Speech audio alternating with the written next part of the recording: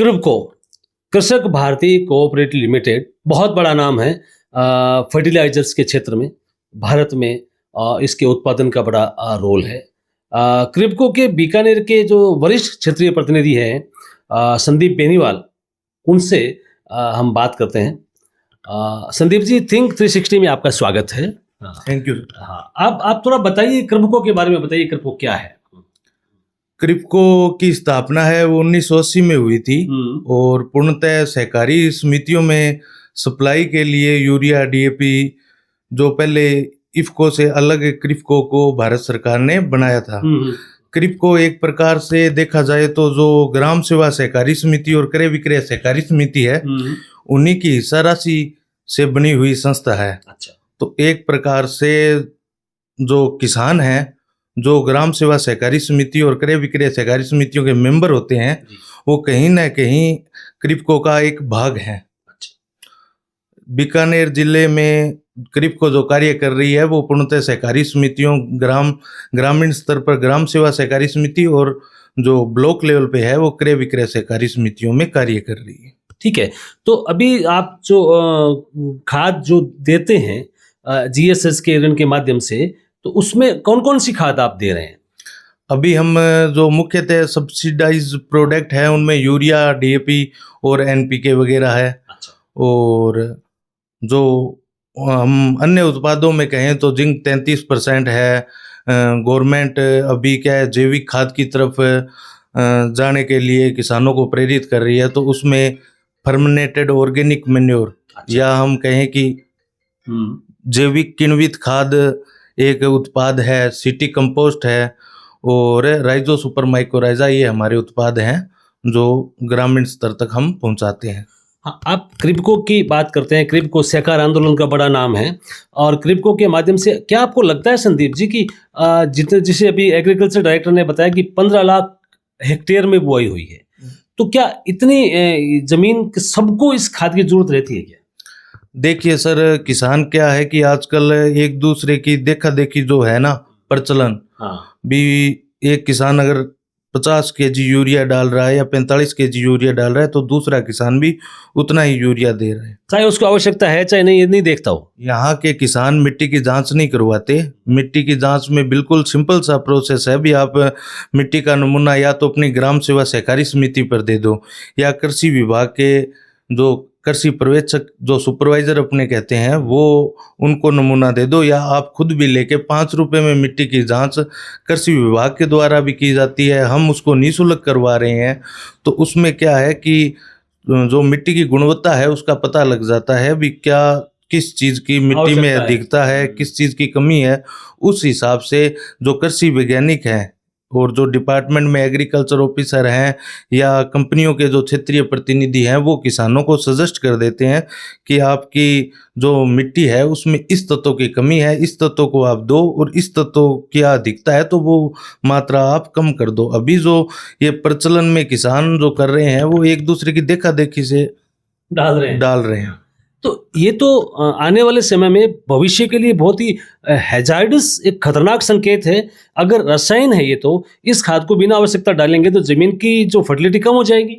अभी अपने देख रहे हैं कि मृदा में जो गवर्नमेंट एक अभी पीछे जो प्रोग्राम चला रही है कि अपना खेत अपनी खाद, क्योंकि मृदा में ऑर्गेनिक कार्बन की कमी हो गई है।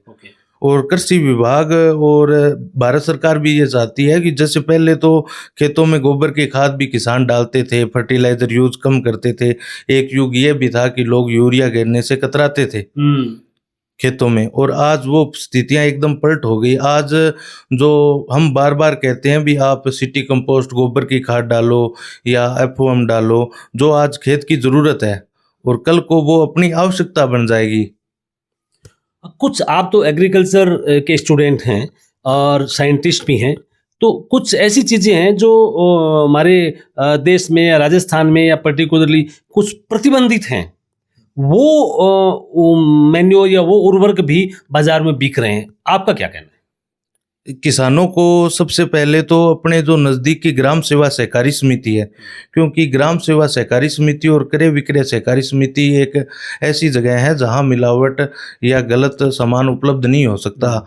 तो सबसे पहले तो आप जहां तक संभव हो सके ग्राम सेवा सहकारी समिति और क्रय विक्रय सहकारी समिति से उत्पाद खरीदें।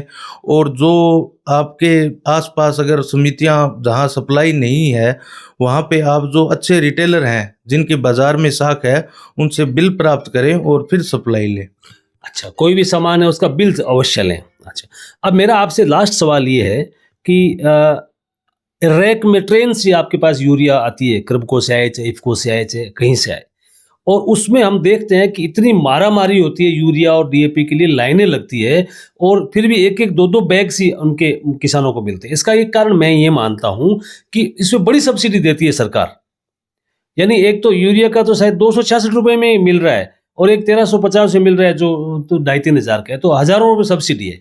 तो ये सब्सिडी में फ्री की मान करके लोगों की भाग बढ़ रही है। तो आप किसानों को इसमें क्या कहना चाहेंगे कि वो कैसे सावधान रहें, इससे अपनी जमीन में आवश्यकता होने पर ये डालें? ये किसानों को आप क्या कहेंगे इस बारे में? सर थोड़ा सा क्या है कि कुछ एक भ्रांति बना दी गई है। मान लो अब लालगढ़ रेक पॉइंट पर रेक लगती है, तो उस मटेरियल को डिस्पैच होने में 3 से 4 दिन लगते हैं। और रेक लगते ही ये भ्रांति बना दी जाती है कि एक दिन में मटेरियल आपको मिल गया। पहली गाड़ी मान लो अब किसी क्रय विक्रय को 2 या 3 गाड़ियां हमने यूरिया डीएपी मान लो दी है, तो संभव नहीं है कि एक साथ उसके पास 3 गाड़ियां पहुंचे। वो एक एक दिन में या कभी एक गाड़ी या दूसरे दिन 2 गाड़ियां पहुंच जाती है। तो पहले दिन जो किसानों में हु हल्ला करके भगदड़ का माहौल बना के भी यूरिया इतनी आई है आपको नहीं मिलेगी, तो थोड़ा सा ऑफ सीजन में अब जैसे डीएपी की सप्लाई आ रही है, तो रबी सीजन के हिसाब से किसान अपने जिनको 10 बैग की ज़रूरत है वो 5 बैग अपने रख ले जाके। यूरिया की अभी निरंतर सप्लाई चल रही है। वैसे कोई शॉर्टेज थोड़ा सा क्या पीछे युद्ध के कारण जो दिक्कतें हुई थी वो पूरे भारत में ही हुई थी, लेकिन उसके बाद में निरंतर सप्लाई चल रही है। और बीकानेर जिले की जहाँ तक देखें अभी स्थिति बहुत अच्छी। तो ये है संदीप जी बेनीवाल, और जो कृभको के सीनियर यहाँ प्रतिनिधि हैं बीकानेर में। इनका स्पष्ट कहना है कि ज़रूरत के अनुसार ही खाद का प्रयोग करें।